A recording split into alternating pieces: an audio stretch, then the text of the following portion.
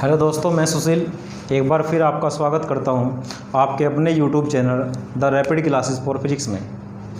अभी तक जो हमने पढ़ा है वो वैद्युत द्विध्रुव के द्वारा उत्पन्न होने वाले क्षेत्र के बारे में पढ़ा है कि वो अपनी निरक्ष में कितना क्षेत्र पैदा करता है और अक्ष में कितना क्षेत्र पैदा करता है। आज का जो हमारा डेरिवेशन है उसकी लाइन जरा ध्यानपूर्वक पढ़ो। उसमें लिखा एक समान वैद्युत क्षेत्र। एक समान वैद्युत क्षेत्र में वैद्युत द्विध्रुव पर बलयुग्म। यहाँ पर दो नए शब्द हैं, एक शब्द है बलयुग्म और एक शब्द है एक समान वैद्युत क्षेत्र। सबसे पहले मैं दोनों शब्दों को क्लियर करना चाहता हूँ, ये है क्या जान लो। एक समान वैद्युत क्षेत्र क्या होता है? एक समान वैद्युत क्षेत्र का मतलब जिस क्षेत्र में आवेश को रखने के बाद उस पर हर जगह एक जैसा ही बल लगे, एक बराबर परिमाण का बल लगे। मान लो मैंने ये क्षेत्र है हमारे पास, इस क्षेत्र में मैंने यहाँ पहला आवेश रखा, यहाँ रखो चाहे यहाँ पे रखो चाहे यहाँ पे चाहे यहाँ, किसी भी जगह आवेश को रखो उस पर लगने वाले बल का परिमाण समान है, तो उसे कहते हैं एक समान क्षेत्र। और मैंने तुम्हें जब वैद्युत बल रेखाओं के गुण पढ़ाए थे तो उस समय तुम्हें बताया था कि समांतर बल रेखाएं एक समान क्षेत्र को प्रदर्शित करती है। तो अगर जीवन में तुम्हें कभी एक समान वैद्युत क्षेत्र दिखाना पड़े तो तुम ऐसा दिखा सकते हो, एक समांतर बल रेखाएं खींच दो। ये क्या है? वैद्युत बल रेखाएं। एक समांतर बल रेखाएं एक समान क्षेत्र को प्रदर्शित करती है। तो ये क्या है? ई एक समान वैद्युत क्षेत्र है। ई एक समान वैद्युत क्षेत्र है। क्लियरिटी आ गई यहाँ। उसमें फिर हमें क्या रखना है? वैद्युत द्विध्रुव। माना ई एक समान वैद्युत क्षेत्र है जिसमें कोई ए बी वैद्युत द्विध्रुव, जिसमें ए बी वैद्युत द्विध्रुव क्षेत्र के साथ थीटा कोण बनाकर रखा जाता है।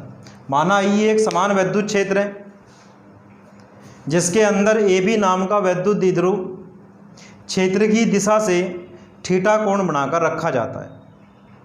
या ऐसे पढ़ें, माना ए भी कोई वैद्युत द्विध्रुव है जो एक समान वैद्युत क्षेत्र ई में क्षेत्र की दिशा के साथ थीटा कोण बनाकर रखा जाता है।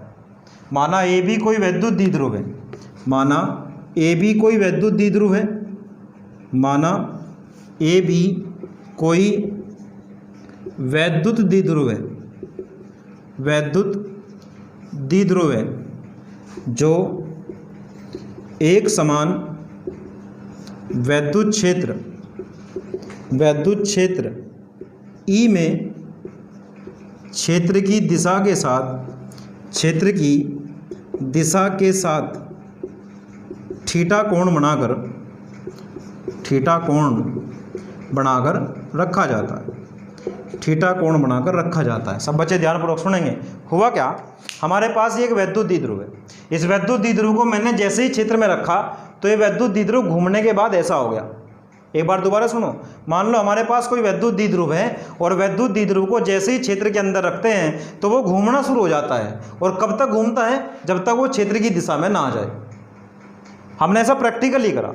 जब किसी वैद्युत द्विध्रुव को एक समान क्षेत्र में रखते हैं तो वो घूम जाता है। यार क्या हो जाता है? घूम जाता है। तो याद रखना, जीवन में एक ऐसा बल या ऐसा बलों का जोड़ा जो किसी वस्तु को घुमाने का काम करता है बलयुग्म कहलाता है। मान लो हमारे पास ये कोई वस्तु है, इसको मुझे घुमाना है तो क्या करना पड़ेगा? इस पे एक बल ऊपर से और एक बल नीचे से ऐसे लगाना पड़ेगा, तो ये बलों का जोड़ा इस वस्तु को घुमाने का काम करेगा। हमने ऐसा एक्सपीरियंस करा कि जब किसी वैद्युत द्विध्रुव को क्षेत्र में रखते हैं तो वो घूम जाता है। अपने आप से सवाल पूछा कि कब घूमेगा? जब घूमेगा जब उसके ऊपर क्या लगेगा? बलयुग्म। इसका मतलब एक समान वैद्युत क्षेत्र में जब किसी वैद्युत द्विध्रुव को रखते हैं तो उस पर बलयुग्म लगता है। आसान भाषा में समझो कि बलयुग्म क्या है? ऐसे दो बलों का जोड़ा है जो किसी वस्तु को घुमाने का काम करता है। ऐसे दो बलों का जोड़ा है जो किसी वस्तु को घुमाने का काम करता है। यहाँ तक की बात क्लियर है। अब हम निकालना चाहते हैं बलयुग्म लगेगा कितनी मात्रा में। तो बलयुग्म लगेगा कितनी मात्रा में, उसको निकालने के लिए हमें उन दो बलों को निकालना पड़ेगा जिनकी वजह से ऐसा हो रहा। तो इस कंसेप्ट को समझने के लिए तुम्हें एक बेसिक बात जाननी पड़ेगी कि हमने तुम्हें पढ़ाया था बचपन में कि जब भी किसी आवेश को वैद्युत क्षेत्र के अंदर रखते हैं तो उस पर बल लगना लाजमी है। और निकालने का फॉर्मूला क्या होता है निकालने का? ई बराबर एफ बटे क्यू। पढ़ाया था फॉर्मूला। तो एफ बराबर क्या हो जाएगा? क्यू इंटू ई। यानी जब भी किसी आवेश को वैद्युत क्षेत्र में रखते हैं तो उस पर एक बल लगता है और बल का परिमाण है एफ बराबर क्यू इंटू ई। क्यू है आवेश, ई है क्षेत्र और एफ है बल। जरा ध्यानपूर्वक सुनिए। हमारा जो वैद्युत द्विध्रुव है उसके पास तो दो आवेश है, एक प्लस का आवेश एक माइनस का आवेश। ये दोनों ही आवेश कहाँ रख दिए मैंने? क्षेत्र में। जैसे ये दोनों आवेश क्षेत्र के अंदर रखे जाएंगे तो इन पर एक बल लगेगा, प्लस क्यू आवेश पर भी बल लगेगा और माइनस क्यू आवेश पर भी बल लगेगा। तो मैं सबसे पहले क्या करना चाहिए? प्लस क्यू आवेश पर लगने वाला बल, फिर हमें निकालना चाहिए माइनस क्यू आवेश पर लगने वाला बल। इन दोनों बलों को निकालने के बाद फिर देखेंगे कि ये बल युग्म बनाते हैं या नहीं बनाते हैं। स्टार्ट करते हैं। सबसे पहले प्लस क्यू आवेश पर क्षेत्र द्वारा लगने वाला बल, लगने वाला बल कौन सा बल? वैद्युत बल। फॉर्मूला क्या है वैद्युत बल का? एफ वेक्टर बराबर होता है Q into E vector. F vector बराबर होता है क्यू इंटू ई वेक्टर। तो ये हो जाएगा F1 वेक्टर बराबर क्यू की जगह क्यू और ई की जगह ई, समीकरण नंबर 1।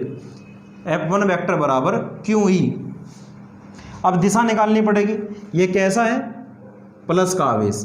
प्लस के आवेश पर लगने वाले बल की दिशा, प्लस के आवेश पर लगने वाले बल की दिशा वही होती है जो विद्युत क्षेत्र की होती है। यानी विद्युत क्षेत्र की दिशा में ही प्लस के आवेश पर बल लगता है। तो जिधर को विद्युत क्षेत्र है उसी दिशा में होगा प्लस के आवेश पर लगने वाले बल की दिशा। तो दिशा क्या होगी? इसकी दिशा वही जो ई की है, दिशा वही जो ई की है। नेक्स्ट, माइनस क्यू आवेश पर कार्य करने वाला वैद्युत बल, वो कितना होगा? वही फॉर्मूला है निकालने का, F बराबर क्यू इंटू ई। तो ये हो जाएगा F2 वेक्टर बराबर कितना? क्यू इंटू ई। यार वैल्यू समान है, क्यू का मान क्यों है, ई का मान ही है, इसलिए बार बार क्यू इंटू ई आ रहा है। समीकरण नंबर 2, दिशा निकाल लो। यार ऋणावेश तो धनावेश का उल्टा होता है ना, जिधर को धनावेश से बल लगेगा उसके विपरीत लगेगा ऋणावेश पे, तो ऋणावेश से बल लगेगा इधर को। ये क्या है? F2, इसका परिमाण कितना है? Q E. तो दिशा क्या होगी? F1 के विपरीत। दिशा क्या होगी? F1 के विपरीत। बताओ यहाँ तक की बात समझ में आएगी। हमारे पास एक वैद्युत द्विध्रुव है। इस वैद्युत द्विध्रुव को हमने एक समान क्षेत्र में रखा। यार जैसे ही क्षेत्र में रखा तो वो वाला कंसेप्ट जिंदा हो गया कि जब भी किन्हीं आवेशों को क्षेत्र के अंदर रखा जाता है तो उन पर एक बल लगता है। तो हमारे पास तो दो आवेश है, प्लस का आवेश माइनस का आवेश। तो सबसे पहले हमने निकाल लिया कि प्लस के आवेश पर कितना बल लगेगा और माइनस के आवेश पर कितना बल लगेगा। अब जरा ध्यानपूर्वक सुनो। कोई भी दो बल युग्म कब बनाते हैं उसके लिए 3 कंडीशन होती है। अगर वे तीनों कंडीशन को पास कर जाते हैं तो कोई भी दो बल मिलकर एक बल युग्म का निर्माण करते हैं। वे कंडीशन क्या है समझो। वे दोनों बल, पहला केस क्या होना चाहिए? वे दोनों बल परिमाण में समान होने चाहिए। परिमाण में समान, यानी परिमाण में बराबर होने चाहिए वे बल। परिमाण में बराबर। कौन से दो बल? जिनको बल युग्म बनाना है। वे दिशा में विपरीत होने चाहिए, दिशा में विपरीत। और तीसरा, वे भिन्न भिन्न बिंदुओं पर कार्य करने चाहिए या उनकी क्रिया रेखा भिन्न भिन्न होनी चाहिए, भिन्न भिन्न होनी चाहिए या उनकी क्रिया रेखा भिन्न भिन्न होनी चाहिए। कोई भी दो बल युग्म कब बनाते हैं? जब वे इन 3 कंडीशन को फुलफिल करते हैं। पहली कंडीशन, दोनों बल परिमाण में बराबर, दिशा में विपरीत और उनकी क्रिया रेखा भी भिन्न भिन्न होनी चाहिए, यानी उस वस्तु पर वे भिन्न भिन्न जगह काम करने चाहिए। अब जरा आ जाओ चित्र में। F1 और F2 दोस्त परिमाण में समान है। इसका परिमाण भी क्यू ही और इसका परिमाण भी क्यू ही। F1 तथा F2 परिमाण में समान और दिशा में विपरीत है। F1 की डायरेक्शन इधर को है, F2 की डायरेक्शन इधर को है। F1 तथा F2 परिमाण में समान और दिशा में विपरीत, और इनकी क्रिया रेखा भी देखो। F1 कहाँ लग रहा? B पॉइंट पर। F2 कहाँ लग रहा? A पॉइंट पर। इनकी क्रिया रेखा भी भिन्न भिन्न है। इसका मतलब F1 और F2 मिलकर किसका निर्माण करते हैं? बल युग्म का। और याद रखना, जब भी कोई बल युग्म किसी वस्तु पर काम करता है तो उस वस्तु को घुमाने का प्रयास करेगा। तो इसका मतलब ये बल युग्म क्या करेगा? वैद्युत द्विध्रुव को घुमाने का प्रयत्न करेगा। अब सुनो, F1 तथा F2 परिमाण में समान, दिशा में विपरीत और इनकी क्रिया रेखा भी भिन्न भिन्न होने के कारण ये एक बल युग्म का निर्माण करते हैं। और यह बल युग्म वैद्युत द्विध्रुव को घुमाकर वैद्युत द्विध्रुव को घुमाकर क्षेत्र की दिशा में लाने का प्रयास करता है। यह बलयुग्म वैद्युत द्विध्रुव को घुमाकर क्षेत्र की दिशा में लाने का प्रयास करता है। लिखो F1 तथा F2 परिमाण में बराबर दिशा में विपरीत वैनिकी क्रिया रेखा भी भिन्न भिन्न होने के कारण ये दोनों मिलकर एक बल युग्म का निर्माण करते हैं। ये दोनों मिलकर एक बल युग्म का निर्माण करते हैं। यह बल युग्म वैद्युत द्विध्रुव को घुमाकर क्षेत्र की दिशा में लाने का प्रयत्न करता है। ये हमारा मैटर। F1 F2 क्या बनाते हैं? एक बलयुग्म, और ये बलयुग्म क्या करता है? इसको घुमाकर क्षेत्र की दिशा में लाने का प्रयास करता है। अब एक बात और जान लो थोड़ी सी, हम डेरिवेशन में क्या करेंगे? कोई बलयुग्म कितना ताकतवर होगा या कितनी फास्ट किसी को घुमाएगा या कितनी बड़ी वस्तु को घुमा सकता है, यानी किसी बलयुग्म की पावर क्या है, इंटेंसिटी क्या है, इसका पता लगाने के लिए हमें निकालना पड़ता है बलयुग्म का आघूर्ण। क्या निकालना पड़ता है? बलयुग्म का आघूर्ण। अगर आघूर्ण ज़्यादा होगा तो बलयुग्म भी ताकतवर होगा, अगर आघूर्ण कम होगा तो बलयुग्म ताकतवर कम होगा। इसी प्रकार हमें यहाँ करना है। हमने कहा बलयुग्म का आघूर्ण निकालना है। हम ये देखना चाहते हैं कि जब किसी वैद्युत द्विध्रुव को क्षेत्र के अंदर रखा जाता है तो उस वैद्युत द्विध्रुव पर लगने वाले बलयुग्म का मान कितना होता है। तो बलयुग्म का मान निकालने का मतलब हम बल आघूर्ण का मान निकालना चाहते हैं। तो नेक्स्ट पड़ाव में हम सीखेंगे कि बलयुग्म का आघूर्ण कैसे निकालते हैं। यहाँ तक की बात सबको क्लियर है? आगे बढ़ते हैं।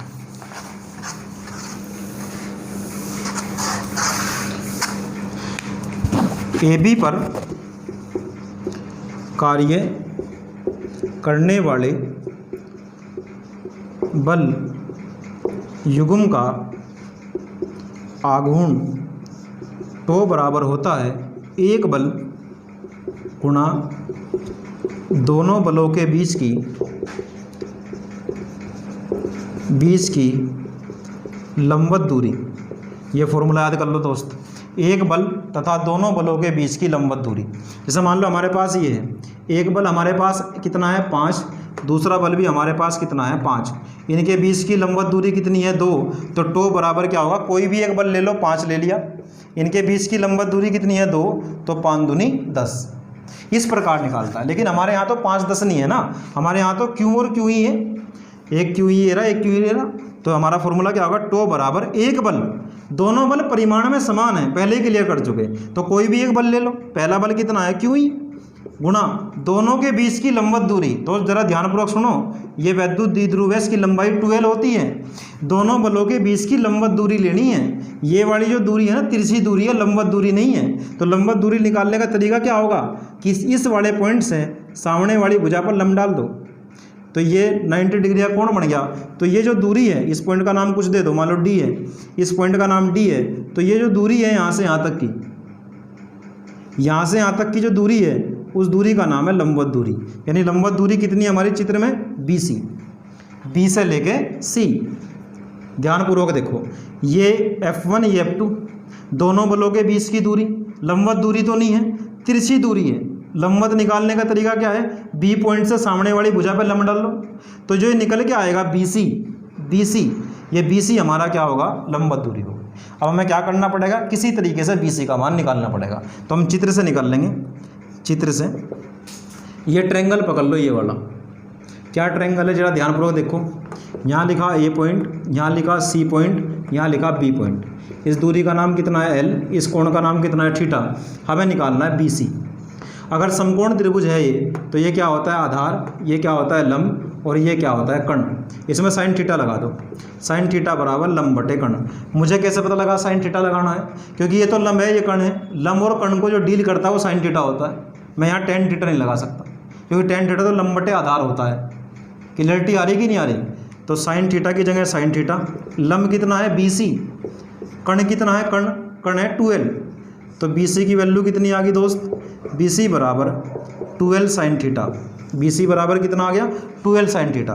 तो ये वैल्यू हम यहाँ पुट कर देंगे, टो बराबर QE into 2L sine theta. अब हमने Q इंटू 2L का फॉर्मूला पढ़ा हुआ है, देखो ये लिखा हुआ Q इंटू 2L का फॉर्मूला कितना होता है P। तो हमारा फॉर्मूला आ गया टो बराबर PE साइन थीटा। ये होता है लगने वाले बलागुण का मान। किसी वैद्युत द्विध्रुव को जब एक समान क्षेत्र में रखते हैं तो उस पर लगने वाले बलागुण का मान इतना होता है, टो बराबर PE साइन थीटा। इस पूरी कैलकुलेशन को ध्यानपूर्वक देख लो, ये इस तरह से निकाला जाता है। एक पॉइंट और समझेंगे, उसके बाद फिर इस लेक्चर का एंड हो जाएगा, सब ध्यानपूर्वक सुनेंगे। टो का जो मान होता है वो टो का मान PE साइन थीटा निकल के आया है, यानी P भी नियतांक है, E भी नियतांक है। P क्यों नियतांक है कि जो द्विध्रुव हमने रखा हुआ है उस द्विध्रुव का आघूर्ण फिक्स है, और E क्या है, वो वैद्युत क्षेत्र जो हमने एक बार अप्लाई करा उसको भी बार बार बदल नहीं रही। इसका मतलब P और E तो यहाँ पे फिक्स है, लेकिन बदलेगा क्या, थीटा। हम उसको 30 डिग्री के कोण पर रख सकते हैं, 15 पे रख सकते हैं, 75 पे रख सकते हैं, 60 पे रख सकते हैं। हम इसके एंगल को चेंज कर सकते हैं। तो अब ये जानना चाहते हैं एंगल बदलने से थीटा पर क्या प्रभाव पड़ेगा। तो अगर हम क्या करें, एंगल को चेंज करेंगे तो इस टो पर क्या प्रभाव पड़ेगा ये जानना चाहते हैं। पहला केस यदि थीटा बराबर 90, थीटा बराबर 90 मतलब द्विध्रुव लंबवत स्थित हो, यानी द्विध्रुव को कैसा रखा गया, लंबवत। अगर थीटा बराबर 90 होगा तो साइन की मैक्सिमम वैल्यू होगी, तो निकल के आएगा टो मैक्सिमम बराबर होगा PE साइन 90, और निकल जाएगा हमारा टो मैक्सिमम बराबर केवल PE और साइन 90 की वैल्यू 1, तो टो मैक्सिमम बराबर आ जाएगा PE। अगर किसी न्यूमेरिकल में उसने कहा कि अधिकतम बलागुण ज्ञात करो, अधिकतम बलागुण ज्ञात करो का मतलब उसने थीटा का मान दे दिया, हमें अपनी तरफ से लेकर चलना है थीटा बराबर 90। अगर किसी एक नंबर के न्यूमेरिकल में, एक नंबर के क्वेश्चन में हमारे से पूछता है कि वैद्युत द्विध्रुव पर बलागुण अधिकतम कब कार्य करेगा, जब वह लंबवत रखा होगा। आंसर क्या होगा, जब वह लंबवत रखा होगा। या ऐसे कहूँ, वैद्युत द्विध्रुव को क्षेत्र में किस प्रकार रखा जाए कि उस पर अधिकतम बलागुण काम करे, तो हमें लिखना है लंबवत रखा जाए। कैसे रखा जाए, लंबवत। नेक्स्ट दूसरा केस, यदि थीटा बराबर 0, थीटा बराबर 0 मतलब क्षेत्र के साथ कोण नप रहा है, ये क्षेत्र भी इधर कोई और द्विध्रुव भी इधर कोई, यानी समांतर, क्षेत्र की दिशा के समांतर। द्विध्रुव को समांतर रखें तो क्या होगा भाई, देखो फॉर्मूले में टो मिनिमम हो जाएगा बराबर कितना, P और साइन 0। तो टो मिनिमम बराबर P साइन 0 की वैल्यू 0, तो टो मिनिमम बराबर 0। यानी कोई पूछने लगे कि वैद्युत द्विध्रुव को क्षेत्र के अंदर कैसे रखें कि उस पर बलागुण कार्य ना करे, तो उसका आंसर है केवल कि उसको क्षेत्र की दिशा में ही रखो या क्षेत्र के समांतर रखो। अगर वैद्युत द्विध्रुव को क्षेत्र के समांतर रखते हैं तो उस पर कोई बल युग्म का आघूर्ण कार्य नहीं करता है। आज की वीडियो में हमने जानने का प्रयास करा कि बल युग्म का आघूर्ण कितना होता है, कब, जब वैद्युत द्विध्रुव को क्षेत्र के अंदर रखते हैं। आज के लिए इतना ही काफ़ी है, मिलते हैं नेक्स्ट वीडियो में। Thanks for watching.